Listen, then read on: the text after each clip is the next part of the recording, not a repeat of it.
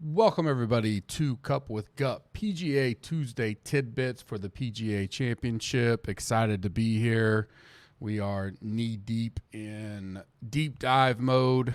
All kinds of narratives out there, all kinds of information flowing in. Great to see the industry growing and as a whole. Was able to get on a podcast yesterday that dropped today with Mr. Travis Fulton. Go check that out. It's all over our Twitters, Stripe Show Pod. Great insight from him. He's a teaching pro. He has a lot of contacts on tour. It was fun to do that. It was a good time. You can go check out Smash Factor as always. And tomorrow I will have movers and shakers out probably mid-morning or so, already kind of wrapping that final stuff up package as, you know, get a little ahead for the majors. Don't want to jump ahead too much, especially this week with the potential weather issues, but with all the narratives out there, I still feel pretty good where I'm at and ready to grind into tonight and then, you know, kind of get some fresh sleep, wake up, and knock it out. As always, join us this week. Special offer. PGA gets you 30% off. Use the code PGA. Gets you 30% off any package, weekly, monthly, or annual. Includes a 7-day free trial. The nice thing about this timing is if you join this week, you use your free trial, it's automatic. And if you join for a month, so just buy a month package, you get 30% off. It's $34 for the full site. That's the optimizer. That's all the tools. All sports are included. We don't separate that out. Or you can do the content analysis, so you won't have access to any of the tools or lineup better. I'd go ahead and check out the full site. $34. You're going to get the PGA Championship, Charles Schwab, the Memorial, Palmetto, which is replacing the RBC Canadian Open, the U.S. Open, so another major, and Travelers, all in that package for a month. So by the time you get your free trial ends, then you stay on for the month, you will go up to the Wednesday of Travelers before that first kind of package would end for you. Hopefully by then we've kind of shown and proven what we're all about and the community is about. We've grown a lot in the last month. I appreciate all that.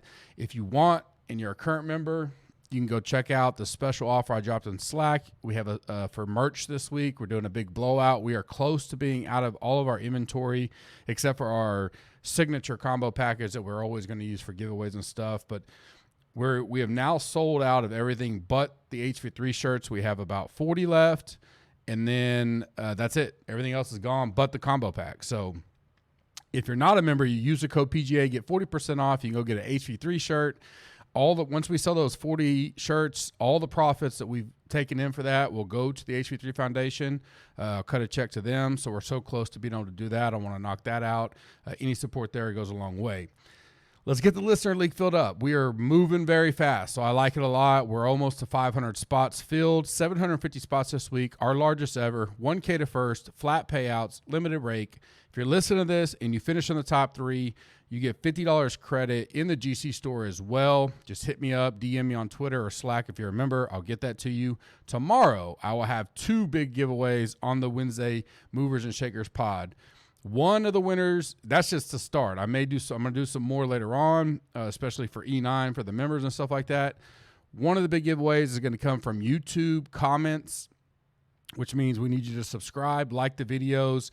If you did last week's video, if you did Smash Factor or this one, I got you in the drawing. On this one, comment your favorite play in the 8K range. That'll get you entered. So one drawing is going to come from that specifically. Next drawing is going to come from the iTunes rate and review winners for PGA Championship. So go in there, rate and review us. If you've done it already and you can't remember for sure, go ahead and do it again. You're in, no big deal. If you do know you did it already, I've already got you in the drawing. This goes back as long as we've been doing rate and reviews. If you want to go ahead and re-up one, it doesn't hurt. You can do it. It doesn't no knock on doing it. Just go ahead and knock it out. I'll pull those as well, and those will be in further drawings tomorrow. Then I'll do another drawing that'll be driven off of a Twitter post I'll do later on this afternoon, so pay attention to that.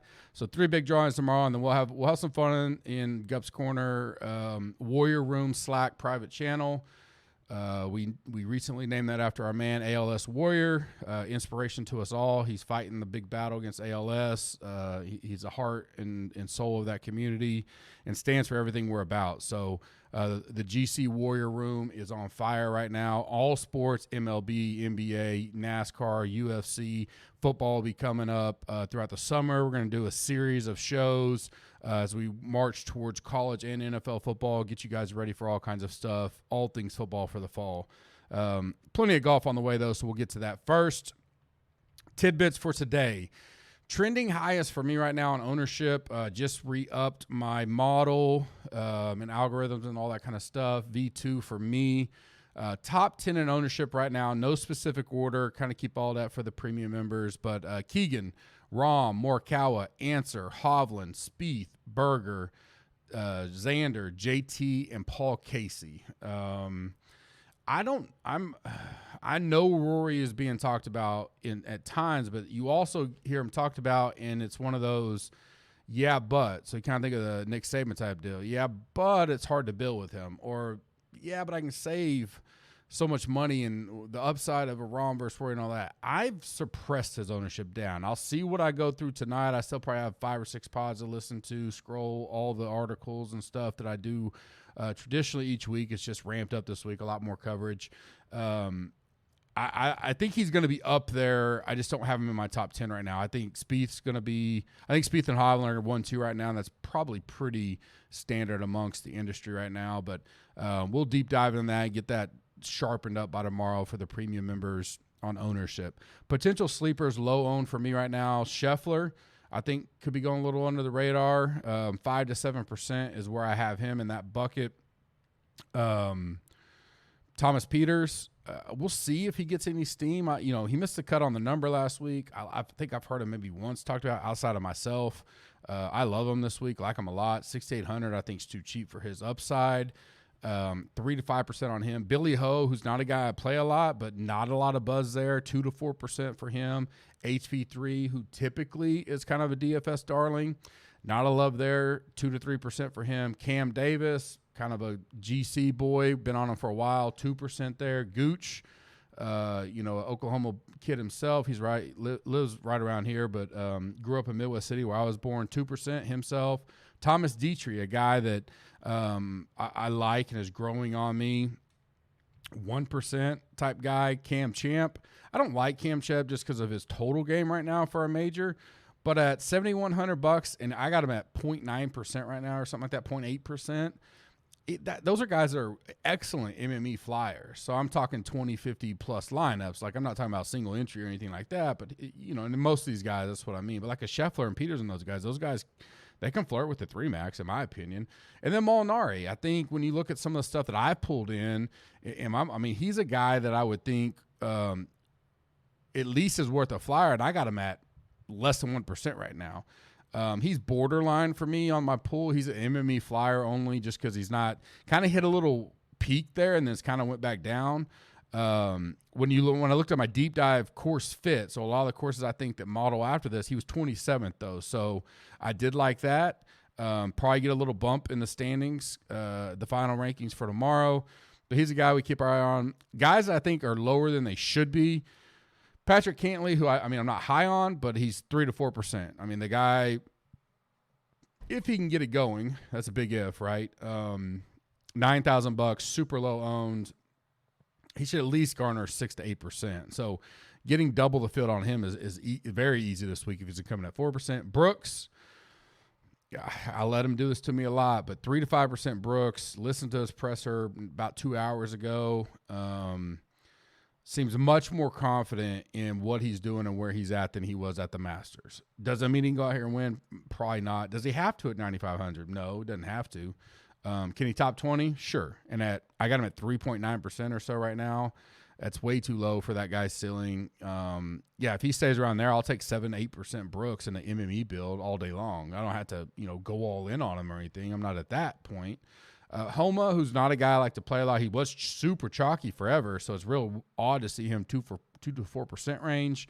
He's a guy I kind of got my eye on. If he's going to stay down there, like, he can ball strike and put it in the fairway, and he can grind. He does rely a lot on the putter sometimes to be hot. That's why I was fading him most of the times that I did. But super low owned, he's on the radar. Fowler, who knows with the swing? I've seen some things Twitter this week and changed a couple things. he's going to be 1, maybe 2% max. So he's worth a look at if you're looking at some flyers.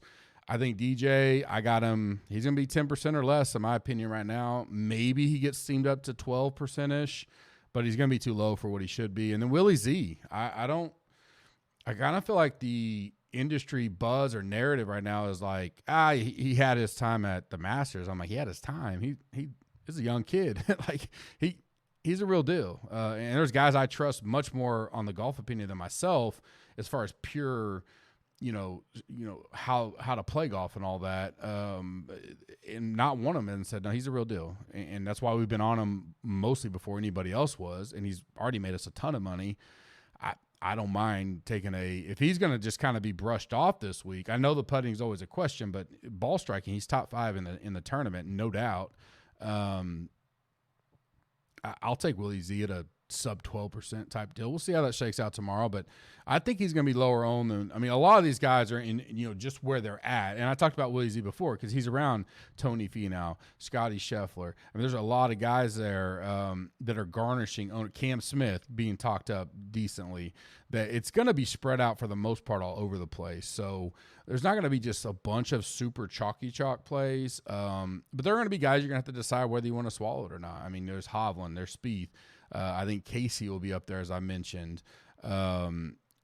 Answer's a guy that's pretty popular. Berger's getting steamed up. JT, Schauffele, those kind of guys, you can't play them all.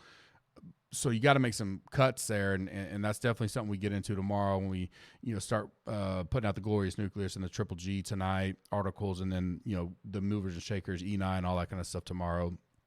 We'll start making those hard decisions. You have to. You can't list 80 guys and go, all right, have a good week, guys. I know a lot of people in the industry do that, but that's not our style. It never has been. We have to make some cutthroat decisions, and we're going to do that. Weather for me, maybe a slight PM AM lean right now. Nothing I've adjusted for yet.